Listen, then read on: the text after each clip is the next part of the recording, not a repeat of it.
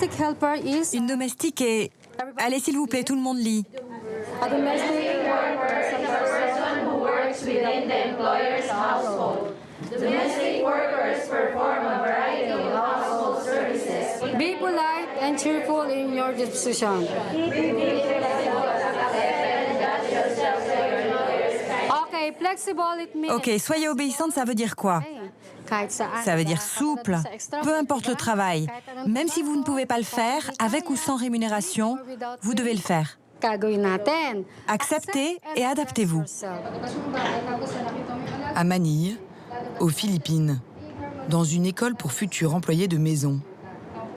Ces femmes répètent les 10 commandements de la petite bonne exemplaire. Domestique, un travail ingrat qui ne se voit que lorsqu'il est mal fait. So good afternoon, everyone. Good afternoon. I'm going to discuss the international table setting. So for this afternoon, what I'm going to demonstrate is how to bathe the bedridden patient. I'm the one who to demonstrate the Chinese cooking, and kailangan natin ng crab stick, and this we call yung ating mixed vegetables. Avant de partir travailler à l'étranger, toutes ces femmes doivent obligatoirement suivre ces 2 semaines de formation. On leur apprend à devenir dociles, à savoir tout accepter. C'est très important d'être humble. Même si vous êtes accusé d'une erreur que vous n'avez pas commise, dites quand même pardon. Et ensuite, taisez-vous. Rappelez-vous toujours qu'il faut se taire quand votre employeur vous reprend. Et n'oubliez pas, à l'étranger, si vous avez des problèmes, priez.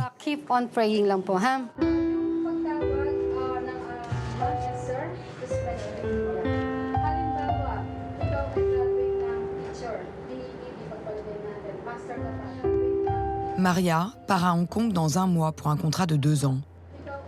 Elle laisse derrière elle ses parents et son petit garçon de 3 ans. Ici, aux Philippines, c'est dur de trouver un travail. C'est pour ça que j'ai décidé d'aller à l'étranger comme domestique. Je sais que je vais avoir le mal du pays, mais je vais le surmonter pour mon fils. Vous faites ça pour lui? Oui.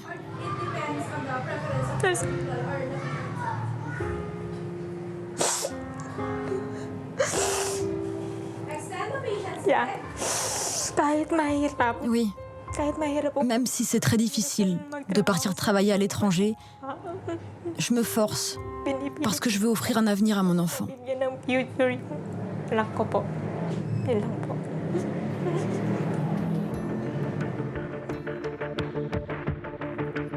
On compte 42 millions de travailleuses domestiques comme Maria, réparties sur les 5 continents.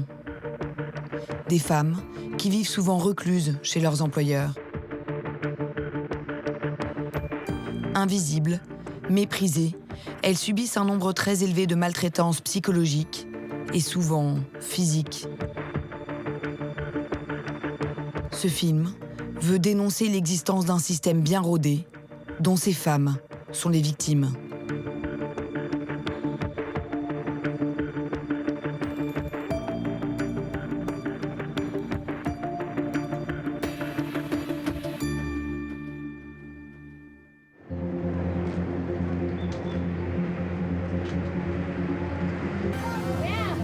Avec plus de 11 millions d'hommes et de femmes à l'étranger, les Philippines sont devenues le 2e plus grand pourvoyeur de main-d'œuvre dans le monde.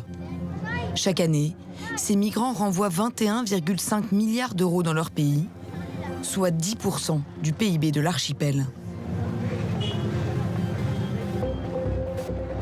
La moitié de ces expatriés sont des femmes, qui partent comme employées de maison. Elles sont plus de 2000 à quitter chaque jour leur pays.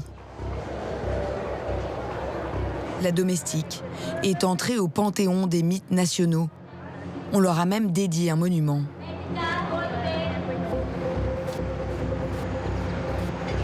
Pour encourager ces femmes à partir et laisser leurs enfants, la société philippine s'est bien organisée. Dans le pays, plus de 3000 agences de placement vantent les avantages du travail au Moyen-Orient ou en Asie.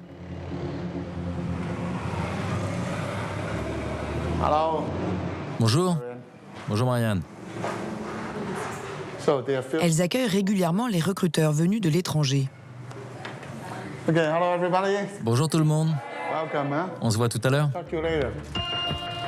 Comme Nathan Eng. Il dirige une entreprise hongkongaise spécialisée dans le placement de ses domestiques philippines. Depuis 20 ans, cet homme vient ici chaque mois faire son marché de main-d'œuvre pas chère et corvéable à merci.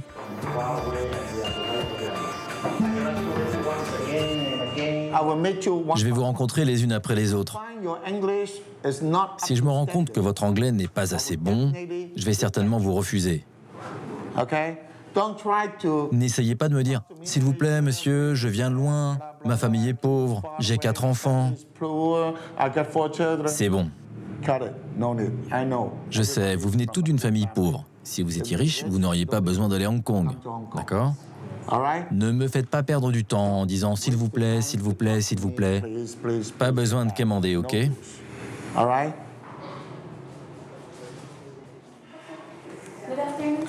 good afternoon.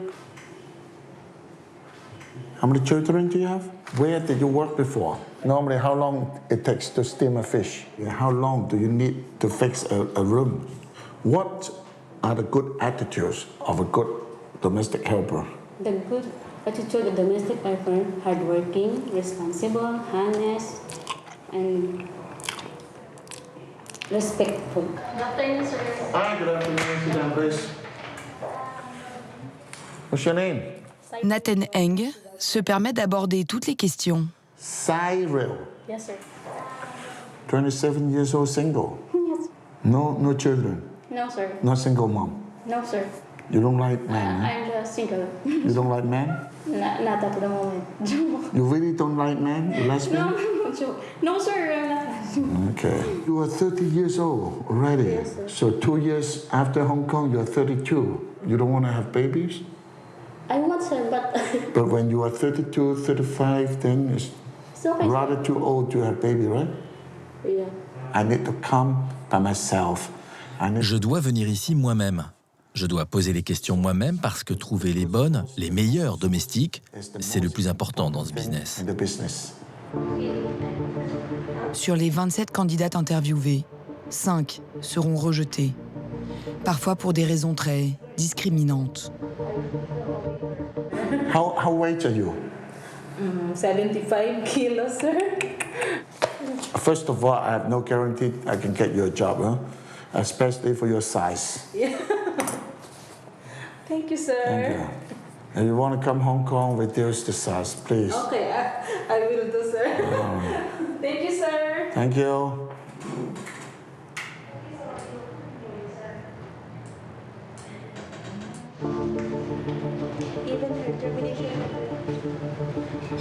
Toute candidate prête à faire valoir ses droits est immédiatement écartée.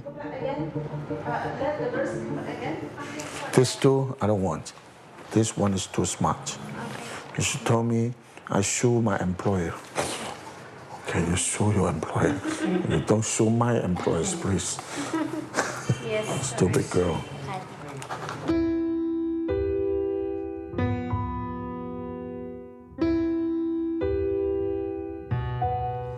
All right?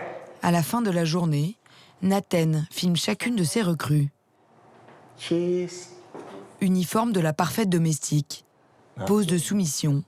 Pour son catalogue, le metteur en scène soigne chaque détail. Now here more up. Remonte un peu celle-ci. To show the hands like this is to show actually. Si on leur demande de mettre les mains comme ça, c'est pour montrer aux clients, à leurs employeurs, qu'elles ont bien leurs 10 doigts. Experience before. Dans le passé, pour certaines candidates, c'était par exemple comme ça. On ne le savait pas car elle ne nous l'avait pas montré. Et quand elle est arrivée à Hong Kong, l'employeur s'est plaint. Hi, good morning. Good morning, sir. What is your name? Catherine Amparo, sir. My name is Catherine. My name is Catherine Yeah, Amparo. I told you, right? Give me the full answer, not the short form. Do you remember? Yes, sir. So you don't waste my time, please. Okay? This time, I will think. Pour cette fois, Je pense que peut-être sur les 22 femmes, je peux trouver des employeurs pour moins de 10. C'est pour ça que je dois revenir tous les mois. Pourquoi? Pour renouveler le stock, pour avoir de la nouvelle marchandise. Chaque mois, il nous en faut à peu près 20 à proposer à nos clients. Avant de partir, toutes les nouvelles recrues vont signer un contrat en blanc. Elles ne connaissent ni leur patron, ni leurs futures conditions de travail. L'agence remplira les cases à leur place après avoir trouvé un employeur.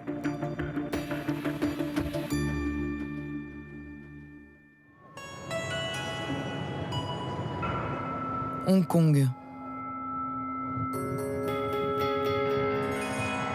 Une des destinations historiques de ces migrantes. Dans ce petit territoire, s'entassent 7 millions d'habitants.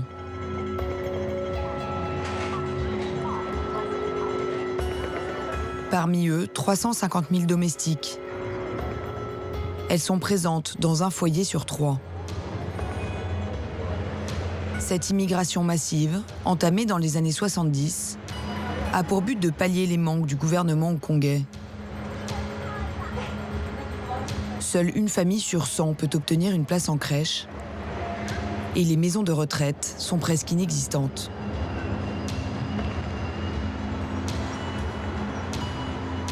À Hong Kong, de nombreuses agences de placement se disputent ce marché prospère.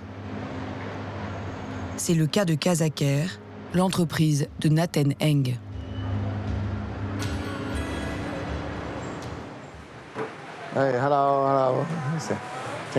Chaque semaine, depuis 20 ans, son agence place une dizaine de domestiques.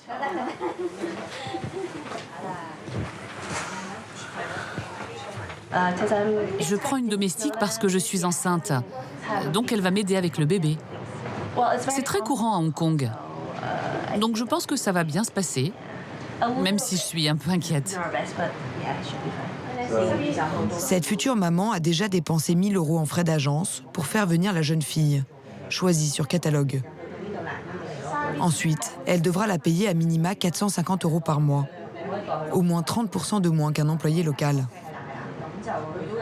En prime, si elle ne lui convient pas, elle a 3 mois pour l'échanger et en obtenir une nouvelle. Devenus un objet de consommation courante, les domestiques doivent aussi se plier au goût de leur nouvel employeur. Comme pour une de ces recrues, arrivée le jour même.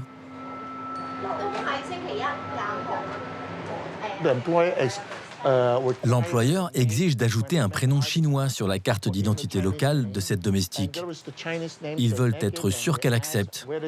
Bien sûr, elle accepte. Elle n'y connaît rien de toute manière.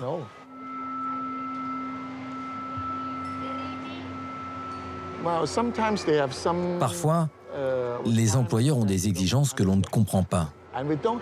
Mais on n'a pas à comprendre. Ce qu'ils veulent, on le fait. On est des fournisseurs.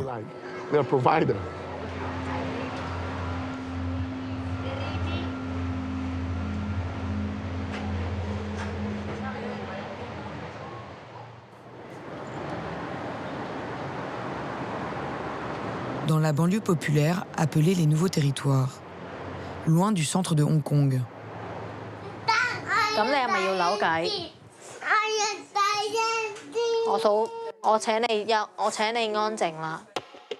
Doris Wong est une des rares employeuses qui a accepté d'être filmée et de montrer le quotidien de sa famille.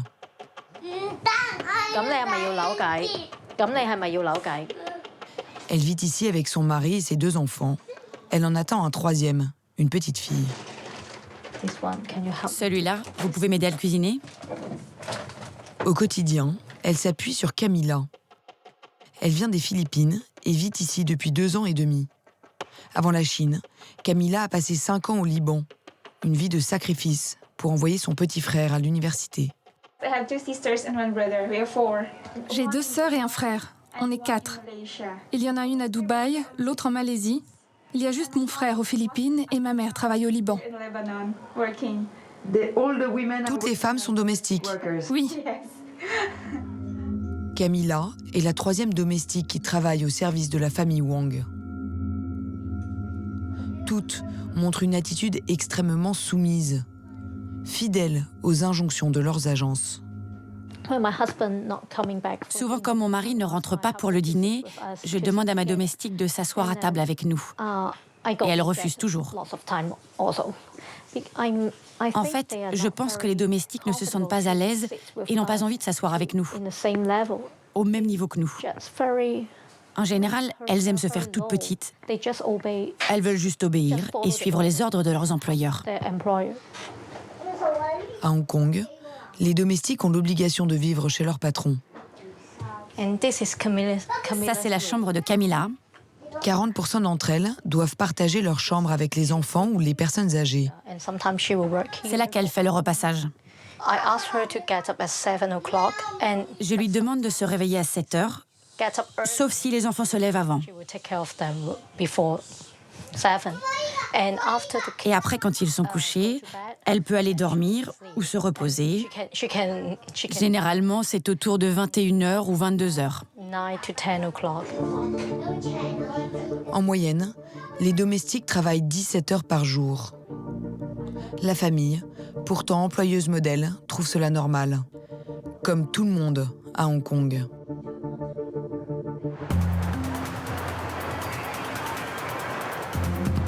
Les associations humanitaires dénoncent des conditions de travail inhumaines.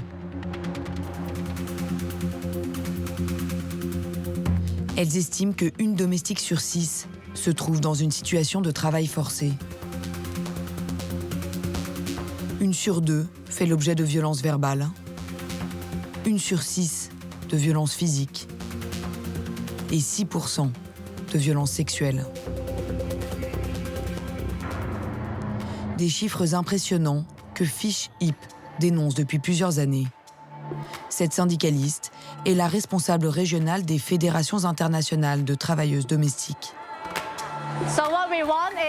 Ce que l'on veut, c'est que les travailleuses domestiques comme vous passent du temps ensemble, discutent ensemble et qu'elles soient fortes. Premièrement, quand une personne n'a pas la liberté de mouvement ou la liberté de choix, c'est de l'esclavage. Et quand elles souffrent d'abus et d'exploitation et qu'elles ne peuvent pas changer de travail, c'est aussi de l'esclavage. Enfin, quand elles dorment dans les salons, les salles de bain ou dans des lieux qui ne sont pas décents, c'est encore de l'esclavage. Tout ça, c'est commun à Hong Kong. Pourquoi les femmes ne s'enfuient-elles pas lorsqu'elles sont victimes de violences? La majorité d'entre elles est tenue par le remboursement de dettes contractées auprès de tous les intermédiaires qui leur ont permis de s'expatrier. Pendant 5 à 7 mois, elles y consacrent presque tout leur salaire. Les agences de placement à Hong Kong sont horribles. Elles ne font que facturer toujours plus. Elles ont énormément de pouvoir pour contrôler la relation entre les employeurs et les employés. Pour les femmes qui décident malgré tout de s'enfuir, il existe un refuge à Hong Kong. Oh, I think she's there. She's the one with the luggage. Can you see? Yeah?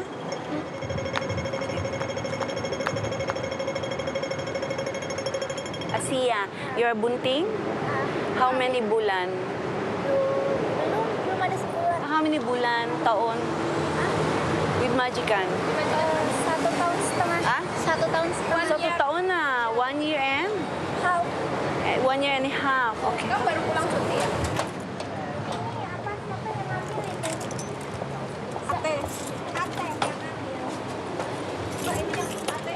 Buhai est la directrice de Betun House, un foyer créé par une ONG locale.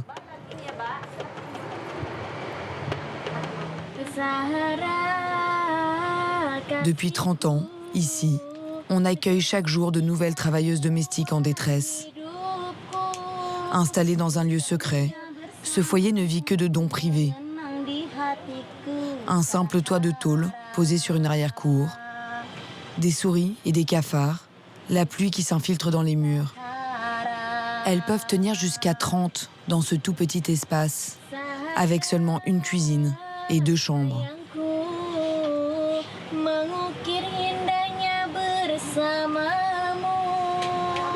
Au centre du foyer, ce salon de fortune où elles échangent sur leur cas.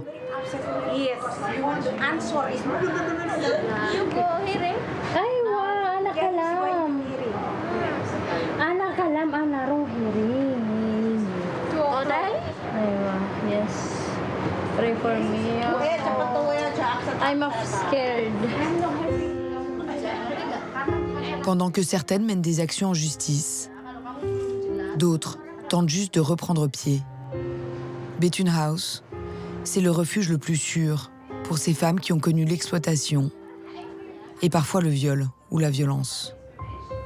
I am Nurita. I am 36 years old. I arrived in Bethune House last month because my employer bit my hand and my finger.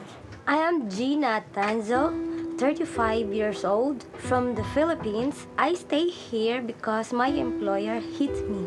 I'm Sri Munawati. I'm 23 years old. I am arrived in Bethune House because I was physical abused. Sri Munawati est indonésienne. Il y a 1 an, elle commence à travailler dans une famille chinoise. Elle s'occupe des 2 enfants.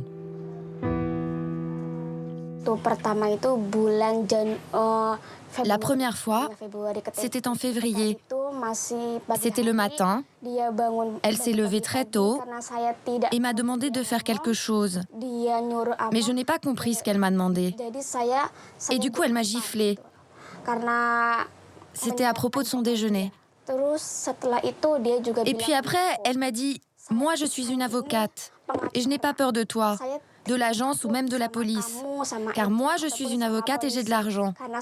Je suis intelligente et toi, tu n'es qu'une domestique et tu es stupide. » Le calvaire de cette jeune fille ne fait alors que commencer. Pendant 7 mois, sa patronne ne lui donnera à manger que de la nourriture avariée et la frappera tous les jours. Elle m'a souvent tapé la tête. Comme ça, elle me tirait les cheveux. Au début, ma tête était gonflée à cause de ça. Mais il n'y avait pas de marque. Ça faisait juste des bosses. Donc ça ne se voyait pas sur les photos, mais ça faisait très mal. Une fois, elle m'a même frappée avec un bloc de glace. Avec chacune de ces femmes, Buhai prend le temps. Le temps de les écouter, le temps de les laisser raconter leurs histoires, le temps de s'intéresser à chacune d'entre elles, et surtout le temps de leur donner des conseils. Alors bravo! Tu as fini la seconde étape. Une de ses pensionnaires revient du tribunal. Elle fait lire à Buhai l'arrangement qu'elle a signé avec son employeur. Comme elle ne comprend pas bien l'anglais, Buhai lui explique le jugement. Là, c'est écrit le montant, l'argent, le montant, que vous voulez bien accepter comme arrangement final entre les parties. Ça, c'est 50 $ hongkongais. Alors que tu avais demandé 9 388,89 $. Mais toi, tu as dit que tu étais d'accord pour régler, finir le litige pour seulement 50 $. Les employeurs de cette domestique ont profité de sa naïveté. Buhai va l'aider à régler cette situation en appelant directement la greffière du tribunal. Bonjour Madame Jen, on aimerait venir corriger l'accord. Est-ce qu'on pourrait venir maintenant pour le faire? Finalement, Buhai obtiendra pour sa protégée la somme initialement prévue.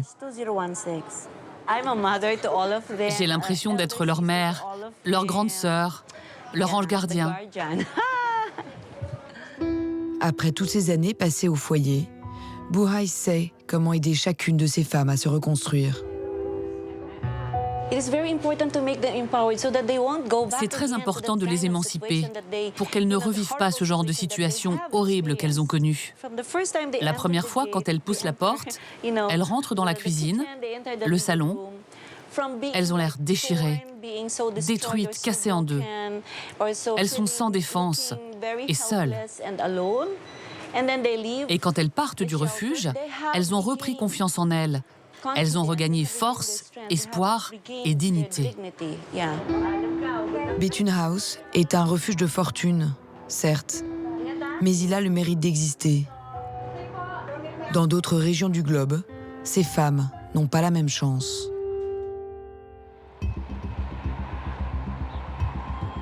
Au Moyen-Orient, le Liban est réputé pour être le pays de la modernité. Avec une société qui semble ouverte et libérée. Des quartiers bourgeois aux plus populaires, les 250 000 domestiques sont répartis sur tout le territoire.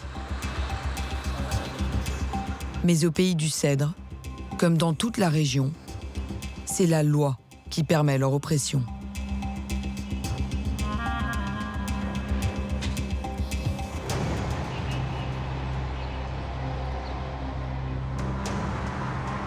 Sous ce rond-point, une prison souterraine. Le centre de rétention administrative d'Adlier. Les caméras n'y entrent jamais. Dans cet ancien parking, pas de fenêtres, peu de lumière, une chaleur étouffante. Derrière les barreaux, s'entassent 300 domestiques, jusqu'à 50 par cellule. Toutes les femmes qui sont ici ont voulu échapper à leur employeur. Certaines ont été frappées, d'autres violées. Mais au Liban, elles ne sont pas considérées comme des victimes, mais comme des coupables. Elles n'auront pas le droit de nous parler.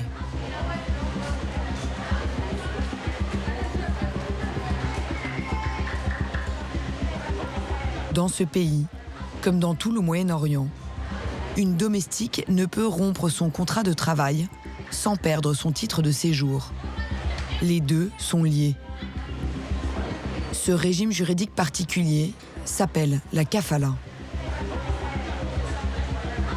Conséquence de cette loi, toute femme ayant fui son patron, même en cas d'abus, est placée en rétention administrative dans ce centre. Elles attendent en général plusieurs semaines avant d'être renvoyées dans leur pays.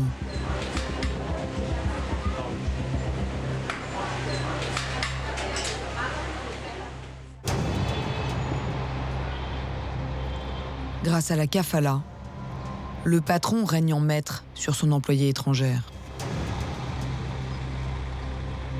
Les agences de placement en ont d'ailleurs fait un argument de vente, comme dans celle-ci, où nous allons jouer les clientes à la recherche d'une domestique.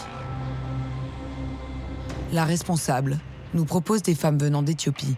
Moi, j'aime les Assyriens. Ils sont très pauvres. Cœur, pauvre, ici, pauvre. Plus mieux. Pourquoi? Elle ne fait pas de problèmes. Et ici, tu as donné un remorque. Elle reste gentille. Elle ne fait pas de problèmes avec toi. Et si je m'énerve? Non.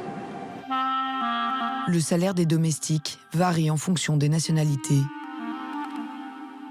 Les plus chères, les Philippines, sont proposées à 400 € par mois. Les moins chères, les Éthiopiennes, à seulement 150. C'est peu pour une femme corvéable à merci. Pour plus de détails, devant nous, l'employé appelle sa patronne au téléphone. Les papiers, c'est elle qui les récupère ou c'est moi? Le passeport, c'est vous. Une fois qu'elle est arrivée, vous allez récupérer la fille à l'aéroport. Vous gardez le passeport avec vous. Elle a des jours off Non, surtout pas ça. Non. Surtout pas ça? Pas de jour off, pas de téléphone portable. Juste, elle peut sortir avec vous si vous voulez, si elle va s'occuper des enfants, des trucs comme ça, mais elle n'a pas le droit de sortir. Conséquence, selon l'ONG libanaise CAFA, même si la loi ne l'a pas prévu, 88% des employeurs confisquent le passeport de leurs domestiques. Et 80% d'entre elles ne peuvent sortir seules des maisons de leurs patrons.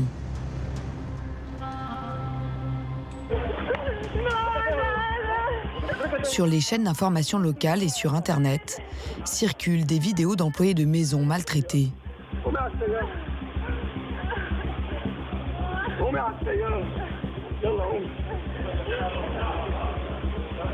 En pleine rue, une Éthiopienne tente d'échapper à son agence.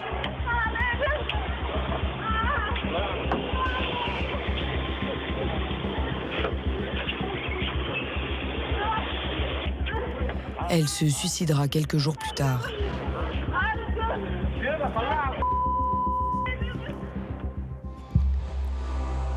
Moana Ishak est avocate spécialiste des droits de l'homme. Elle lutte depuis 15 ans contre le système de la kafala, qui permet tous ces abus. Tous les jours, Moana sillonne le Liban au secours de ces femmes en détresse. Elle est embauchée par l'ONG CAFA, qui l'envoie défendre les cas les plus désespérés. Elle se rend à l'hôpital d'Amioun dans le nord du pays.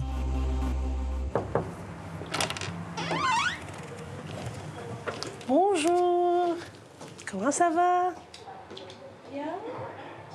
La victime s'appelle Jacqueline, une domestique philippine. Elle souhaite garder l'anonymat.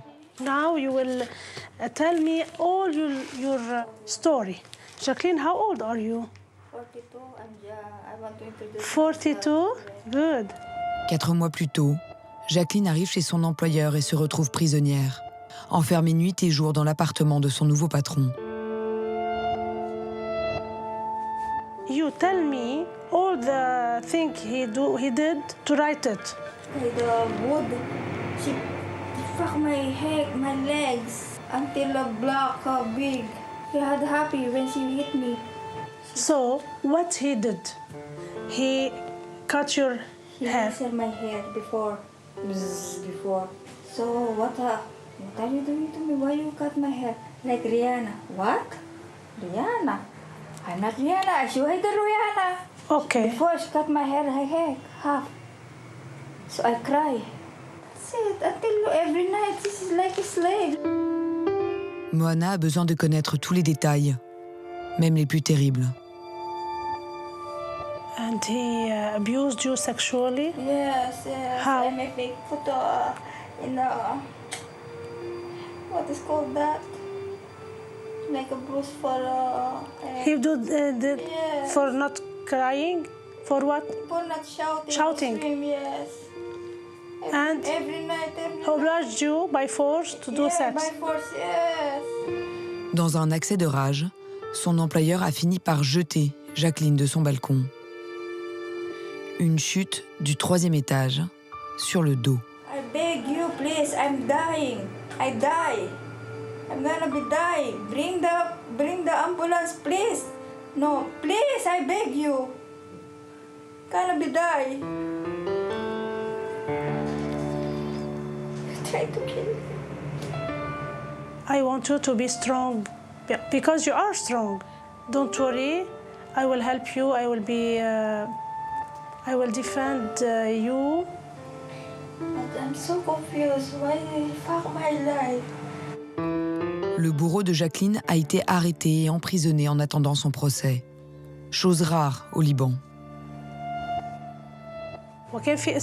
Si les domestiques portent plainte et si les preuves sont accablantes, les juges vont faire arrêter et emprisonner les coupables.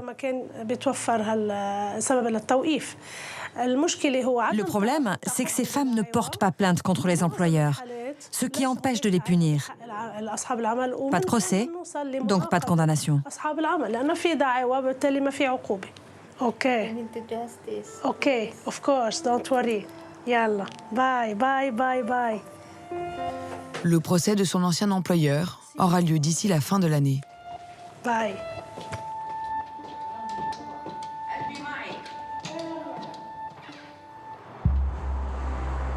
Au Liban, le statut particulier des employés de maison crée les conditions de l'abus et de la maltraitance, jusqu'aux pires violences. En 2008, l'organisation Human Rights Watch y comptait près d'1 suicide de domestiques par semaine. Nizar Sarié est avocat pénaliste. Lui aussi défend les travailleuses domestiques. Pendant 1 an, Il a mené une étude dans tous les tribunaux du Liban sur les effets de la kafala. Le système kafala veut dire lier deux choses ensemble. C'est un système d'exploitation et d'impunité. Donc si vous mettez les deux choses ensemble, vous n'êtes pas très loin du système de l'esclavagisme. Pour lui, il y a un responsable principal au maintien de cette loi inique. L'État porte la responsabilité première de ce phénomène. Il ne faut pas dire que c'est un problème social, c'est un problème avant tout politique et administratif.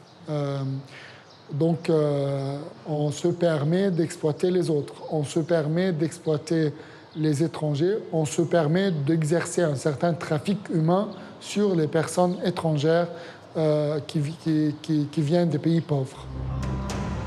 Les responsables de ces mauvais traitements ne seraient pas que certains employeurs libanais, mais aussi l'État, coupable d'organiser un système esclavagiste. Pourtant, Sejan Azi, ministre du Travail libanais, fait mine lui aussi de critiquer le système de la kafala. Il faut abolir le régime kafala. C'est un système anti-humain. Il faut trouver rapidement le meilleur moyen pour l'abolir. Il ne faut pas continuer à appliquer ce système. Mais alors vous êtes ministre. Mais ministre, mais je vous dis franchement, j'ai invité il y a 1 an une 50aine d'associations qui demandent de refuser et d'abolir le kafala. Ils sont venus ici. Je leur ai dit, j'annonce ma volonté d'abolir le régime du kafala. Présentez-moi en l'espace de 2 semaines ou 2 mois maximum un autre régime. Ça fait 1 an. Je n'ai pas reçu de réponse. Un discours langue de bois pour le ministre du Travail, qui dans les faits, loin d'aider ses domestiques, a déclaré illégal le syndicat qu'elles avaient formé en janvier 2015. Les empêchant ainsi d'avoir un embryon de protection sociale.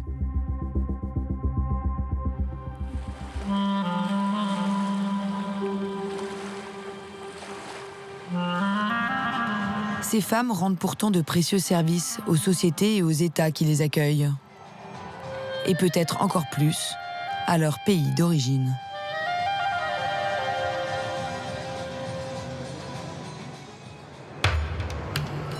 À Manille, aux Philippines. Le quartier général de Migranté. Cette association existe depuis 20 ans. Son rôle, aider tous les migrants philippins.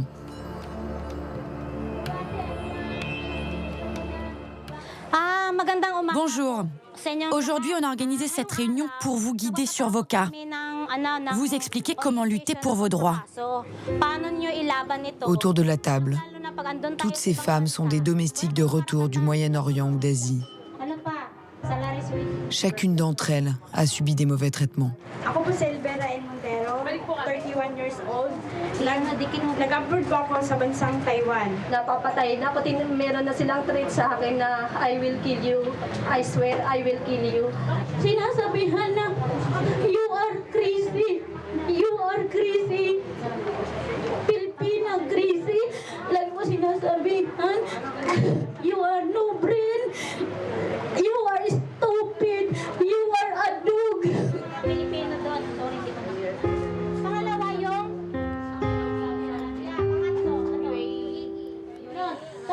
Depuis toujours, Migranté lutte contre la migration massive de ces travailleuses philippines.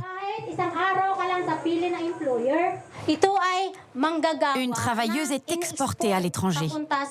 Ça veut surtout dire que notre gouvernement fait de nous un business. Le président de l'association est un ancien migrant victime d'esclavage. Pour Gary Martinez, les principaux responsables de cette situation sont les autorités philippines. Le gouvernement est très fort pour faire de la propagande. Donc nous sommes le premier pays exportateur de main-d'œuvre. Ils disent, si vous allez à l'étranger, notre pays va prospérer. Quand vous irez dans un autre pays, votre famille aura un avenir meilleur. Il faudrait plus de volonté politique de la part de nos dirigeants. Combien de Philippins ont été décapités au Moyen-Orient? Combien de Philippines ont déjà été violées et tuées là-bas? Mais on n'a encore jamais entendu un dirigeant ou un président des Philippines dire « On n'enverra plus de travailleurs migrants dans ces pays où ils ne peuvent obtenir justice ». Ce qui leur importe, c'est l'argent que les travailleurs renvoient aux Philippines. Alors même si on meurt, même s'il y a des abus, ils ne feront rien pour nous. Les domestiques semblent abandonnés par leur pays. Et seules quelques ONG tentent de leur venir en aide. Mais l'apparition d'Internet et des réseaux sociaux leur apporte un soutien inédit. À l'autre bout de la Terre, aux États-Unis.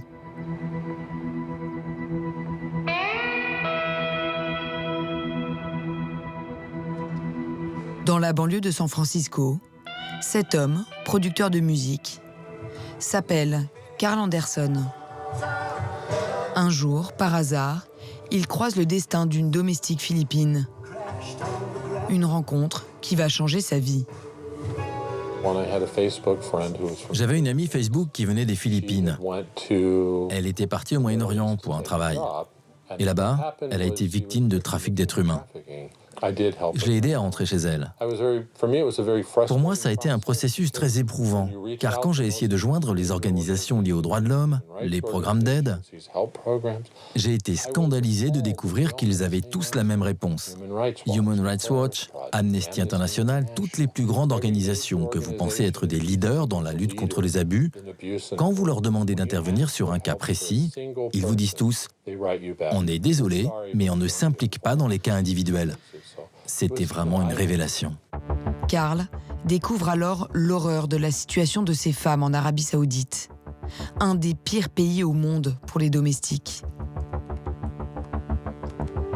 Sur Internet, s'étalent des dizaines de photos et de vidéos des violences qu'elles subissent. Coups de fer à repasser, passage à tabac, brûlures à l'eau bouillante. Carl Anderson décide de créer une page Facebook pour leur venir en aide. Il y partage toute son expérience, des détails pratiques, des contacts locaux ou ceux des institutions en charge. Une cause à laquelle il se consacre depuis 2 ans. Carl s'occupe en moyenne de 5 à 6 nouveaux cas par semaine. Là, j'échange des SMS avec Hachi. C'est une volontaire qui m'aide sur le terrain à Riyad. Pour le seconder sur place, il s'est constitué un réseau informel de Philippins expatriés, infirmières, maçons ou ingénieurs. Ils aident les victimes à se mettre sous la protection de leur ambassade. Je pense que les réseaux sociaux créent une prise de conscience. Mais le plus important, c'est qu'ils permettent un contact direct. Maintenant, je peux vivre ici et être là-bas. J'ai un contact direct avec les victimes partout en Arabie Saoudite ou à Dubaï ou au Koweït. On est connectés, on s'envoie des informations. Quand quelque chose leur arrive, elles me préviennent. Tout ça, c'était impossible il y a 10 ans. Sans jamais avoir mis les pieds en Arabie Saoudite ou aux Philippines, grâce à Internet, Carl a pu aider plus de 150 femmes. Parmi elles, une qu'il n'oubliera jamais.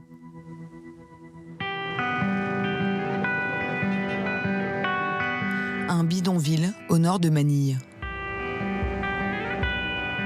Maniline a 28 ans. Elle est mère de 2 enfants, de 4 et 6 ans. Comme la plupart des femmes qui vivent ici, Maniline n'avait qu'une solution pour subvenir aux besoins de sa famille, s'expatrier. J'ai dit à ma mère que si je n'avais pas été en Arabie Saoudite, je n'aurais jamais connu Monsieur Carl. Donc tout ce qui m'est arrivé, finalement, je crois que c'est la volonté de Dieu. Entre ses 3 sœurs et sa mère, c'est elle qui a eu le courage de partir. Mais une fois arrivée à Jeddah, la jeune fille est victime de violences. Mon employeur m'a donné une claque et après il m'a attrapé par le bras et m'a tiré par terre jusqu'à ma chambre où il m'a poussée. Comme on était en Arabie Saoudite, j'avais peur qu'il me tue. J'étais sans défense. Tout ce qui me venait à l'esprit n'avait pas de sens. Je voulais même sauter du 3e étage. Manilyn réussit à s'enfuir et se réfugie à l'ambassade des Philippines. Elle y restera plusieurs mois, car en Arabie Saoudite, les domestiques ne peuvent obtenir de visa de sortie du pays sans l'accord de leur employeur. C'est à ce moment-là qu'elle découvre la page Facebook de Carl Anderson. Souffrant d'un début de cancer de la thyroïde, elle est seule et en dépression. Quand M. Carl a appris que j'étais malade et que je n'avais pas les moyens pour suivre mes traitements, car je n'avais pas d'argent, il a payé pour mes médicaments. Il m'a aidé pour tout, financièrement, émotionnellement et psychologiquement aussi. L'ambassade ayant fait pression sur l'employeur de Manilyn, au bout d'1 an, elle a finalement pu quitter l'Arabie Saoudite. Carl, de son côté, continue à soutenir la jeune femme. Il lui a donné 300 € pour l'aider à reconstruire sa vie. Avec cette somme, Manilyn a pu ouvrir cette boutique. Cet argent a été d'une grande aide pour nous. Car avec ce magasin, nous pouvons déjà nous nourrir tous les jours. Donc on n'a plus besoin d'acheter de la nourriture et on fait des économies.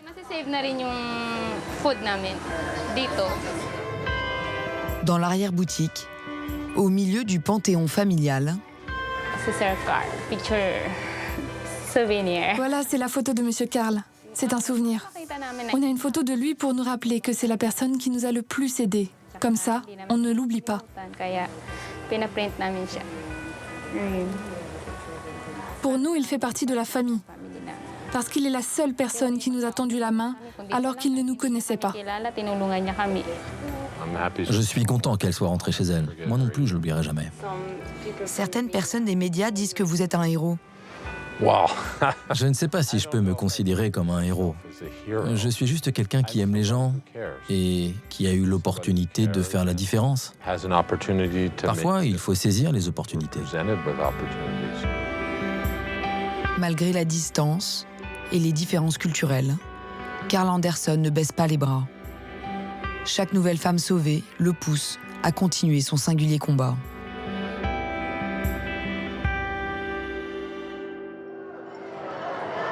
Combat que les domestiques ont aussi décidé de mener elles-mêmes.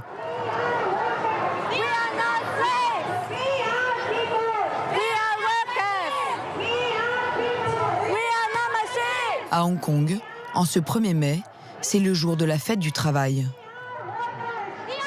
Au milieu des ouvriers chinois, 5000 domestiques, dont certaines victimes du foyer de Betun House, comme Sri Munawati, la jeune Indonésienne frappée par son employeur.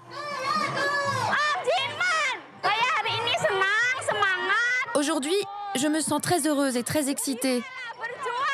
Très contente parce que je me bats pour tout. Pour l'augmentation de salaire, pour défendre nos amis qui sont injustement emprisonnés, pour la justice pour nous toutes, pour la justice pour tous les travailleurs migrants dans le monde. Les bonnes sont descendues dans la rue pour enfin faire entendre leur voix. En tête de cortège, Enil Estari, une des leaders de leur communauté. On veut envoyer un message. Être une travailleuse domestique n'est pas un péché. Aujourd'hui, c'est très important parce que nous résistons non pas comme des victimes, mais comme des travailleuses. Je pense que les travailleuses domestiques peuvent se battre. Nous croyons que l'on peut changer les choses. Mais il y a encore beaucoup de chemin à faire. Et nous devons toutes être patientes. La route, pour toutes les femmes croisées dans ce film, promet d'être longue. Aux dernières nouvelles, Maria serait à Hong Kong et ne devrait revoir son fils qu'en 2019. Camilla a été renvoyée par la famille Wang pour cause de mésentente avec les enfants. Sri Munawati a quitté Bethune House. Elle n'a pu obtenir aucune indemnisation et son employeur n'a jamais été condamné. Elle est de retour en Indonésie. Buhai continue son combat et accueille chaque jour de nouvelles femmes brisées par le système. Jacqueline n'a obtenu qu'une indemnisation de 15 000 $ et est rentrée aux Philippines auprès de ses enfants pour tenter de se reconstruire. Elle ne pourra plus jamais marcher.